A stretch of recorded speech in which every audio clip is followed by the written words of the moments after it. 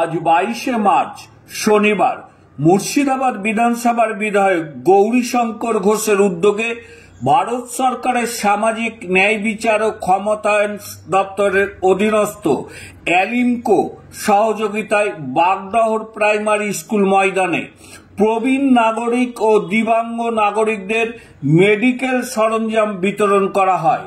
তাদের হাতে তুলে দেওয়া হয় হুইল চেয়ার, কানের মেশিন, কোমরের বেল্ট, কোমোডের মতো সরঞ্জাম।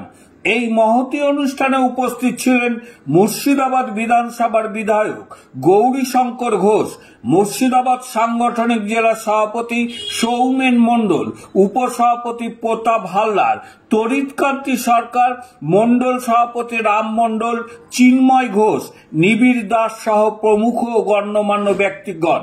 এই অনুষ্ঠান থেকে বিধায়ক গৌরীশঙ্কর ঘোষ তিনি বলেন, গত 10 এবং 11 জানুয়ারি প্রবীণ ও দিব্যাঙ্গ নাগরিকদের কি ধরনের সরঞ্জাম প্রয়োজন তার জন্য ভেরিফিকেশন করা হয়। তার উপর ভিত্তি করে আজ তাদের হাতে সেই সব সামগ্রী তুলে দেওয়া হলো। তিনি আরো জানান, আগামী দিনে মুর্শিদাবাদ বিধানসভার বিভিন্ন জায়গায় এই ধরনের ক্যাম্প অনুষ্ঠিত হবে। প্রবাহ সংবাদ, বাগডহর থেকে রবি ঘোষের রিপোর্ট।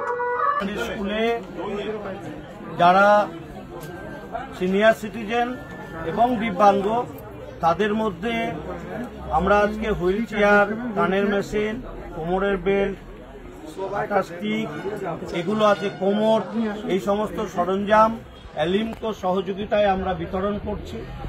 আমরা এর আগে 10ই জানুয়ারি এবং 11ই জানুয়ারি আমরা ভেরিফিকেশন করেছিলাম কাদের কোনটা প্রয়োজন, সেই অনুসারে আজকে তাদের হাতে সরঞ্জাম তুলে দিচ্ছি।